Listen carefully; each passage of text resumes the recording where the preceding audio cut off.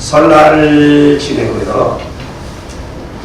제가 설날에 새해 복 많이 받으라는 그 문자를 제 지인들, 우리 성도님들과 함께 쭉 보냈는데, 그 제자 한 사람이 저한테 답이 왔어요. 목사님, 잘 받았습니다. 새해 복 많이 받으세요. 그래서 간단히 이제 대답을 하면서 전화가 왔어요. 목사님, 좀 좋지 않은 소식이 있습니다. 그래서 그게 뭔데?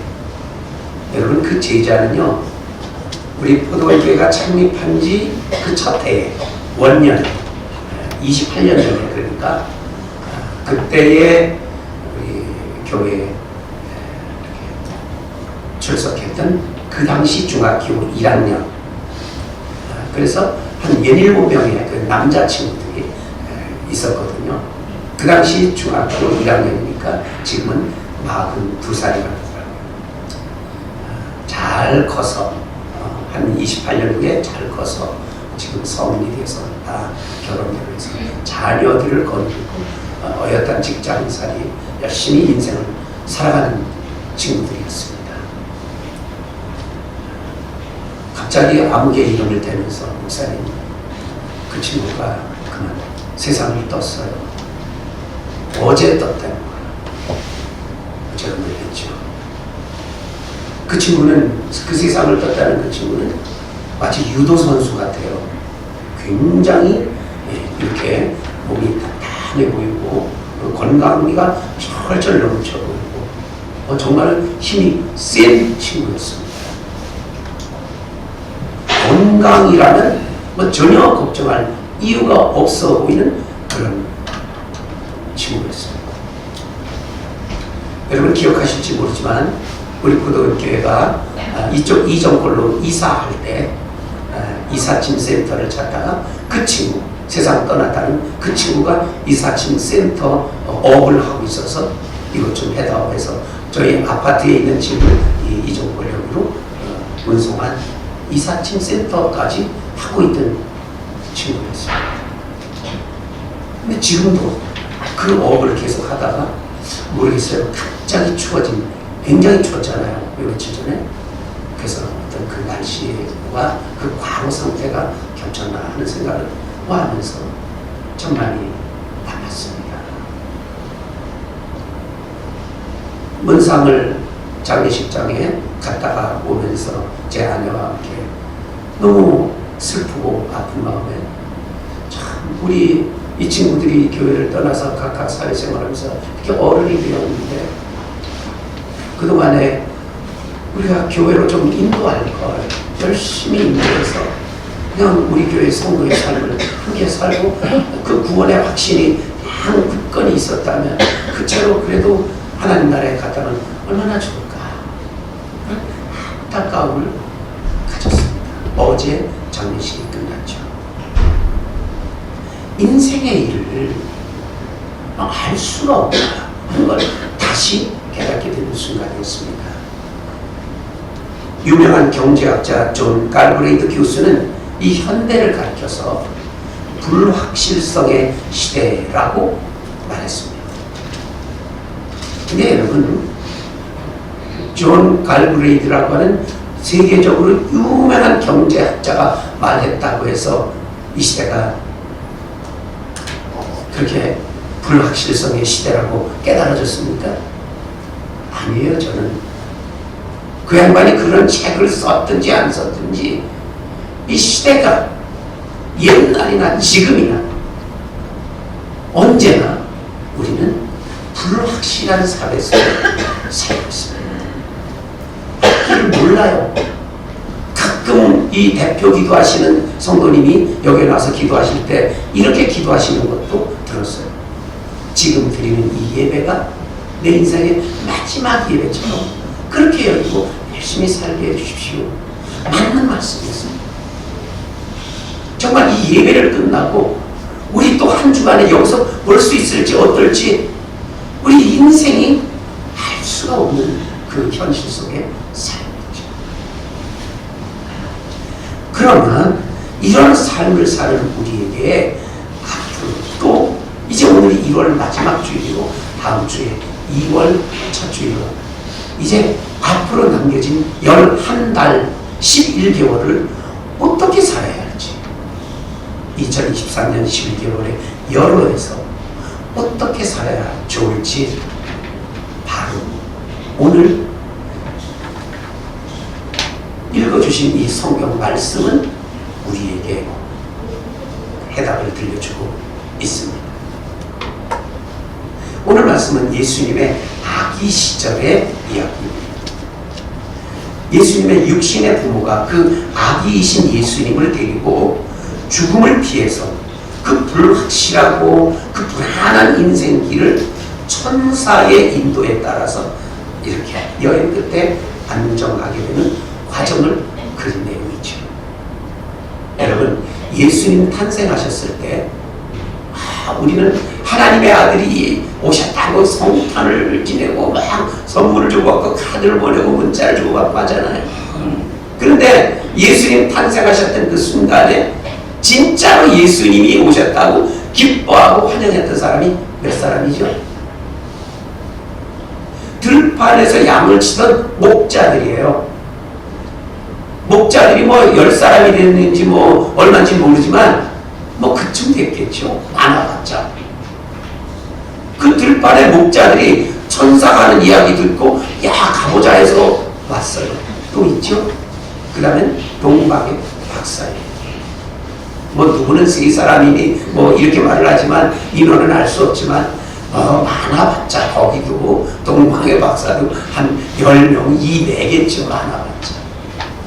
그러면 이 지구상에 하나님의 아들 예수님이 오신다 했을 때 정말로 예수님의 탄생 현장에 가서 환영하고 찬양했던 그 사람은 아주 극소수였습니다.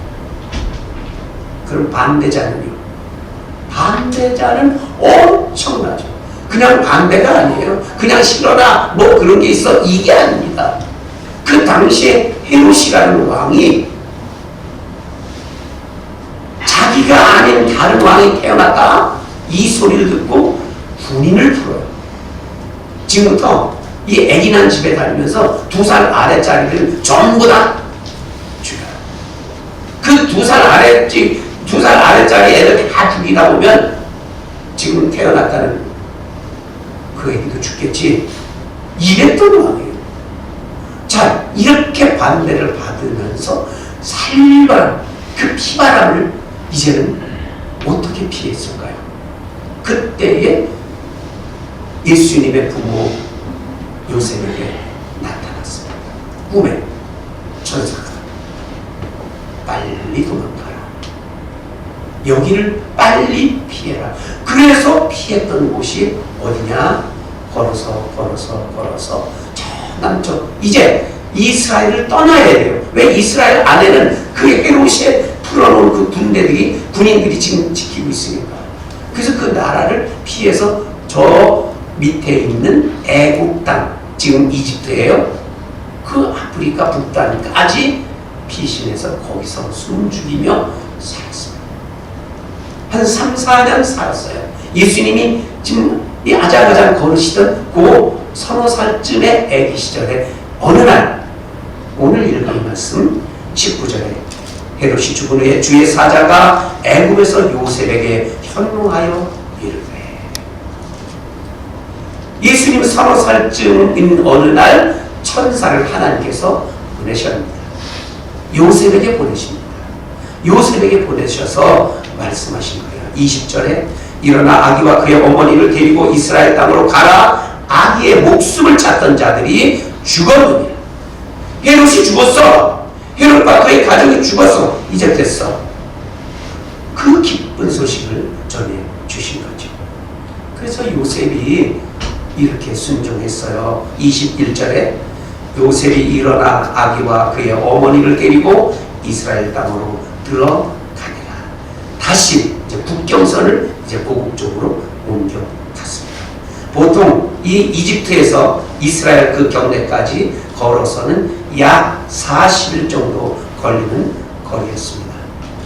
그렇게 걸어서 경내로 들어왔습니다. 그런데 요셉 부부가 또 이 어린 아기를 안고 불안한 소문을 듣게 됩니다.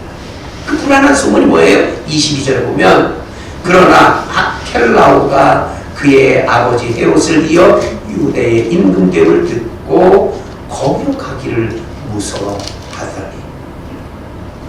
자, 요셉 부부가 이 정착하고 싶었던 그 예정지는 뭐 학자들에 의하면 베들레헴이었을 것이다. 그래, 유대 베들레헴. 그러니까 그 유대 지역에 있는 아기가 탄생한 그 장소 베들레헴에 가서 살면 되겠다 해서 그 유대 지역으로 들어갔는데, 그 유대 지역을 관장하는 헤롯이 죽고 나서 다음 왕이 된 헤롯의 아들, 그 아켈라오라는 사람이 다스리고 있었는데요. 그 사람에 대한 소문을 요셉 부부가 들은 거예요. 아켈라오가 어떤 사람이냐? 헤롯보다 더 심하다. 헤롯보다 더 악하게 사람들을 무자비하게 통치하고 있어서 오죽하면 그 지역의, 유대 지역의 주민들이 그 로마에다, 그 당시 로마의 식민지에 있었으니까 그 로마 통치자를 향해서 이 아켈라오 때문에 우리 못 살겠습니다. 정말로 두렵습니다. 언제 죽을지 모르겠습니다. 이 사람 좀 바꿔주십시오 하는 상소문을 올릴 정도였다는 것이죠. 그러면 요셉은 이런 사람이 지금 다스리고 있는 여기에 우리가 정착한다면 또 어떤 일을 어떻게 당할지 우리는 모른다. 정말로 불안해졌습니다. 그래서 그 불안감에 떨고 있을 때 또 천사가 등장했다는 거예요. 그래서 오늘 말씀에 보면 꿈에 지시하심을 받아 갈릴리 지방으로 떠나가 나사렛이란 동네에 가서 사니, 이렇게 되어 있습니다. 유대에서 다시 갈릴리까지 가기는 약 40km 거리입니다. 여러분 40km면 몇 리죠? 4km에 10리니까 40km라면 100리길이에요. 다시 그 100리길을 계속 걸어서 또 걸어서 거기에 나사렛이라는 아주 이름 없는 동네에 가서 숨지며 살게 되었다는 말씀입니다. 나사렛은 유명한 동네가 아닙니다. 반대로 아주 무명한, 아주 이름 없는 촌이에요. 여기 오늘 어르신들, 이정골에 사시는, 어려서부터 사시는 어르신들한테 매우 죄송한 일인지 모르지만요, 저는 서울에 살 때 이 이정골이라는 마을이 이 대한민국에 어디 있는지 몰랐어요. 청주에 와서도 역시 몰랐어요. 청주에 와서도 이정골이라는 그 말 자체도 몰랐는데, 어느 날 교회를 개척하려고 한 30여 년 전에 여기저기 두루 다니다가 이 동네 안까지 초가지붕이 있는데도 와봤어요. 여기가 이정골이래네. 얼마나 깊었는지 비로소 알게 된 곳이 그런데, 나사렛이 바로 이정골 같은 곳이었어요. 그 당시.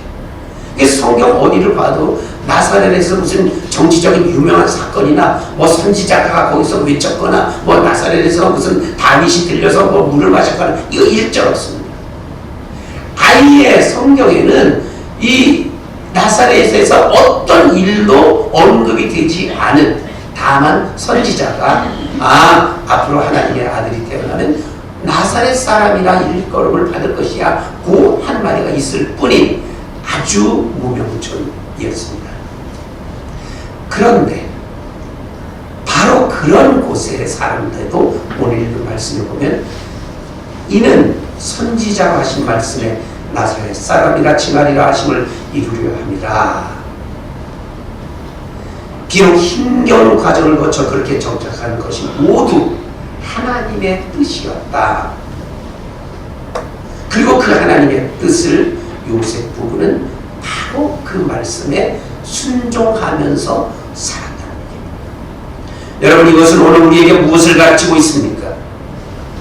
아기 예수를 죽이려던 잔인무도한 헤롯의 죽음은 요셉 가족에게는 이스라엘로 돌아갈 절호의 찬스, 절호의 기회입니다.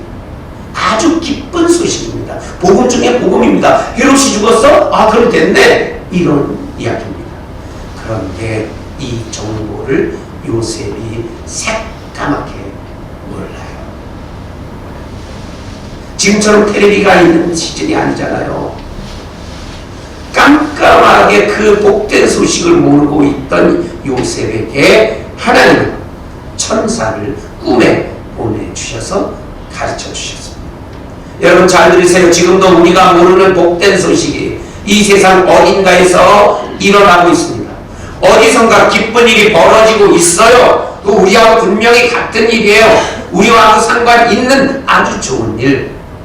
그런데 우리가 까맣게 모르고 있어요. 근데 그보다 더 중요한 것은 그때 그 좋은 일, 아주 귀한 일이 벌어지고 있는 그것을 모르고 있을 때 하나님께 들려주십니다. 마치 요셉에게 천사를 보내신 것 같이 오늘 우리에게 보내주신다는 거예요. 이 가운데 제가 이렇게 말씀드리니까 목사님 나는 천사 한 번도 못 만났어요. 내 머리 털라고 이 땅에 이 천사가 나타나서 나에게 무슨 말 한 적은 한 번도 없습니다. 그런 말씀 하지 마세요. 맞아요.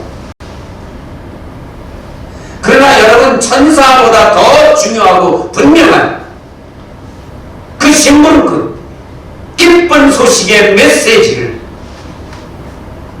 끊임없이 들려주신다. 그 뭐죠? 이것입니다.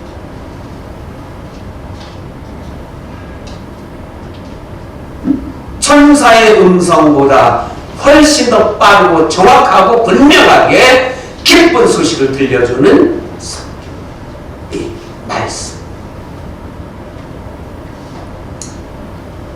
보세요.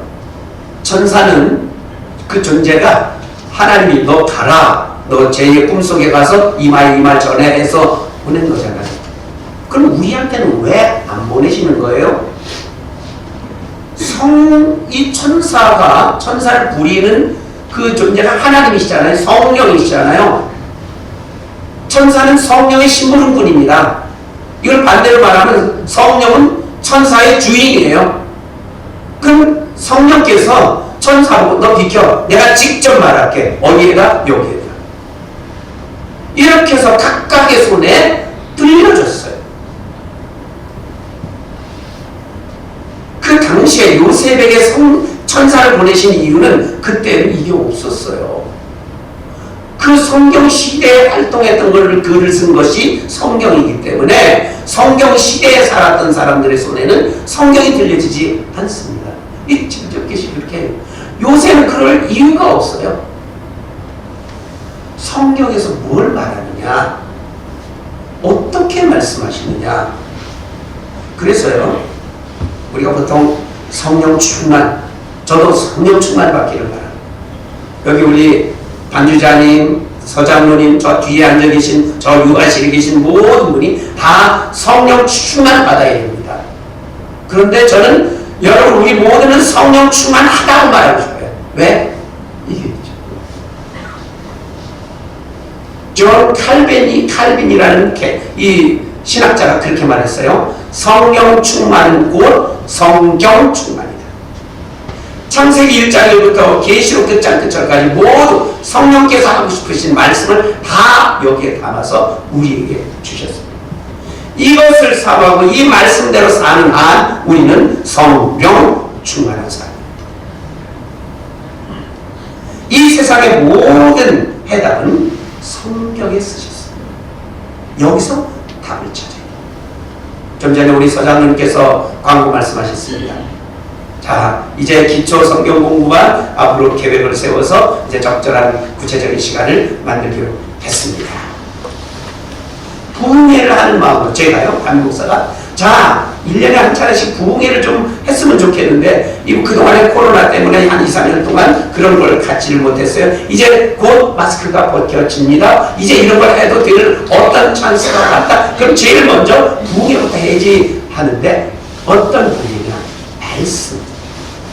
이 말씀을 공부하고 말씀을 새겨듣고 이 말씀이 무엇인가 성령께서 지어서 보내신, 성령께서 감동해서 보내신 그 기초 성경부터 하는 것이 참 좋겠구나. 그런 판단에 우리 장로님들께 제가 우리가 하면 어때요? 장로님들이 기쁨으로 오케이. 근데 이번에는 또 사순절 부활절 되기 전까지 한 40 며칠, 4, 50일 되는 그 달수에 성경 통독도 해봅시다. 그건 제가 제안했어요. 성경을 어쨌든 창세기부터 1장, 창세기 1장부터 계시록 끝장까지 우리 전 성도가 한 번도 빠짐없이 그 프로그램만 참석하면 모두 읽게 되는 사순절 성경 통독 프로그램. 제가 연초에 했잖아요. 한 2, 3주 전에. 생각을 했어요. 야, 이 한 해를 목사가 이 한 해를 시작하면서 어떻게 할까? 어떻게 참 이 새롭게 할까? 생각 중에 좀 그 마음을 하나님이 주시더라고요. 성경을 알든 모르든, 그죠? 1장부터 끝까지 쫙 한번 읽고 듣고 하면서 다른 속도로 통독을 쫙 하면서 성경으로 샤워를 하고 성경으로 나를 전체 스캔한 다음에 그렇게 한 다음에 이 하나님 목회를 하니까 너무나 설레었어요. 여러분, 이 성경과 가까이 성령의 음성을, 성경이 필기하신 그 말씀을 인도를 받는다는 것 그 자체는 아주 안전한 길입니다. 그리고 그대로 우리 언제든지 들려오는 성령의 음성을 따라 순종하며 살아야 되죠. 여러분, 이 성경 말씀은 한 번 읽고 말고 한 번 읽고 말고 그럴까요? 늘 반복됩니다. 늘 반복하고 반복하고 또 반복하죠. 여러분, 오늘 말씀에 요셉을 보세요. 요셉 앞에 천사가 몇 번 나타났냐면 4번 나타나요.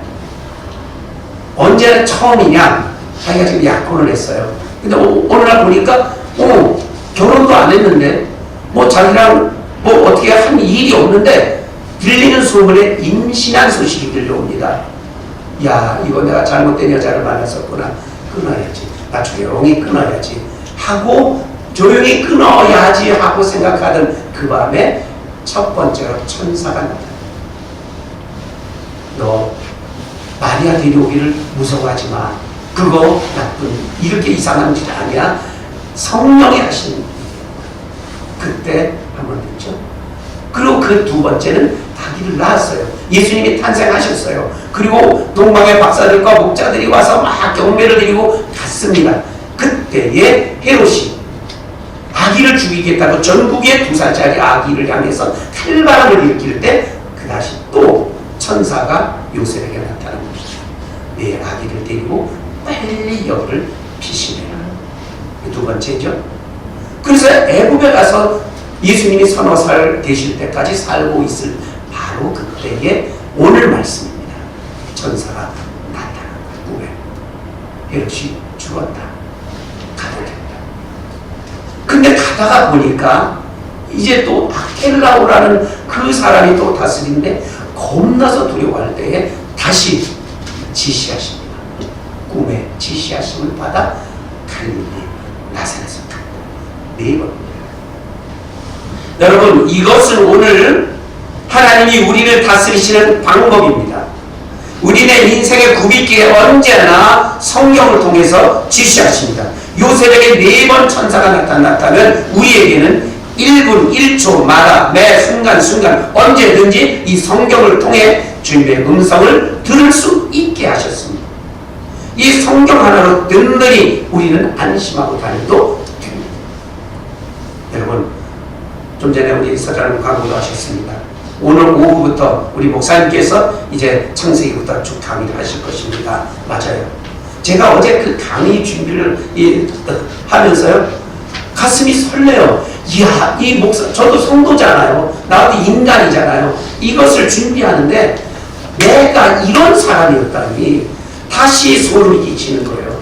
이야, 창세기의 정신과 교훈이 이런 거구나. 오늘 오후에 한 3, 40분 여러분 제 강의를 들으면서 우리 하나님께서 주신 이 말씀이 이렇다는 것을 아마 눈을 치게 되실 겁니다. 우리는 말씀을 통해 우리 존재에 대해 하나님이 어떻게 역사하시는지 알고 알기가 너무 지혜될 것입니다. 이렇게 인도하시는 말씀 앞에 우리가 할 일 뭐겠어요? 요셉 부부가 너 일어나서 가라 하면 가고 거기 있어 하면 거기 있었고 또 가라 하면 가고 저기로 가라 하면 저기로 가라 했다는 것처럼 순종이 필수예요. 순종이 필수입니다. 천사 100번 나타났어도 그건 아니라면 어떻게 해요? 이거를 100번 읽어도 이거 아닙니다 하면 그거 어떻게 해요? 말씀대로 여기에서 순종을 해야 되는 거죠. 요셉 부부가 이 유대에 와서 보니 아켈라오의 등장 소식에 굉장히 놀랐잖아요. 위기감도 있고 두려웠던 것처럼 우리의 인생도요, 살다 보면 예수를 믿고 살고 있음에도 불구하고 이 사회가 불안할 수 있어요. 여러분 2023년도 굉장히 이 경제가 어두워질 거라면서요. 어떡합니까? 두려워요, 무서워요. 어떻게 해요? 우리에겐 이게 이 말씀이 있는데 그대로 가는 겁니다. 갈릴리 나사렛까지 갔던 그 부부가 겨우 우리를 여기로 이 좁은 구석에 왜 보내셨지? 그건 나 거기 안 가. 그러지 않습니다. 너희들 여기서 살아? 예, 알겠습니다. 이게 뭐예요? 거기에도 하나님의 뜻이 있는 거죠. 만약에 나사렛이 굉장히 유명하고 엄청난 그런 곳이었으면 또다시 샅샅이 뒤지는 거예요. 저기 있을지 모르겠다. 여기 있을지 모르겠다. 그러나 그거는 아예 무채인 은둔. 하나님께서 복음이 감싸고 있는 곳이었죠. 하나님의 보호하시는 계획이었습니다. 요셉에게 있어서 애국은 고독의 자리였습니다. 이스라엘로 가는 길은 피곤함의 자리입니다. 유대 경내에는 두려움의 자리입니다. 갈릴리 나사렛은 은둔의 자리였죠. 그러나 하나님은 거기서 하나님의 뜻을 펼치신 것처럼 우리에게도 마찬가지인 거죠. 우리가 정말로 그 애국처럼 고독한 자리에 있습니다. 때로는 우리의 삶이 너무 피곤한 자리가 있어요. 또 우리도 두려워해요. 그리고 무명 누구도 알아주지 않는 그냥 그런 자리에서 있을 수 있습니다. 그런데 중요한 것은 그때마다 성경 말씀을 들려주시며 그 성령님의 인도로 하나님의 뜻을 펼쳐 주실 줄로 믿습니다.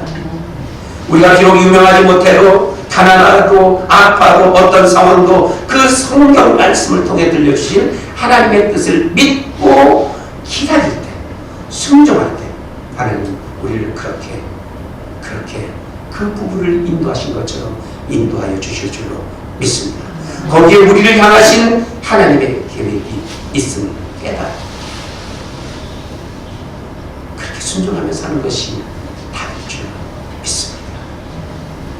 오늘 말씀의 결론입니다.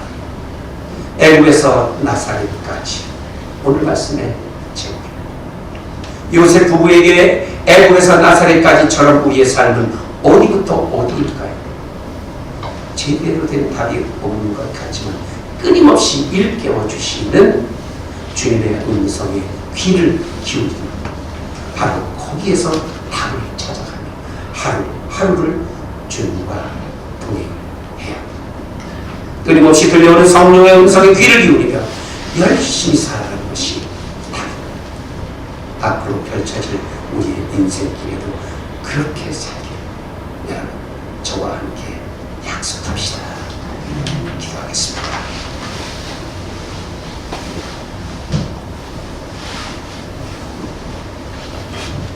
하나님, 애국에서 숨어 살던 것처럼 우리의 영혼이 고독하고 외롭습니다. 애국에서 이스라엘 경내로 가는 그 광야처럼 우리가 때로 피곤합니다. 유대 지역에 와서 아켈라오 무서워하는 것처럼 우리가 때로 두렵습니다. 피하고 싶습니다. 갈릴리 나사렛에서 숨어 산 것처럼 우리는 누가 알아주지도 않고 유명하지도 않습니다. 그저 그렇고 그런 인생길 같은 이곳에서 성령의 감동으로 마치 천사가 나타나듯 우리에게 늘 성령의 감동으로 오신 그 말씀, 그 지시하심, 날마다 순종하며 이 길, 주님의 인도하심을 따라 날마다 승리하며 살게 하여 주시옵소서. 예수님 이름으로 기도드리옵나이다. 아멘.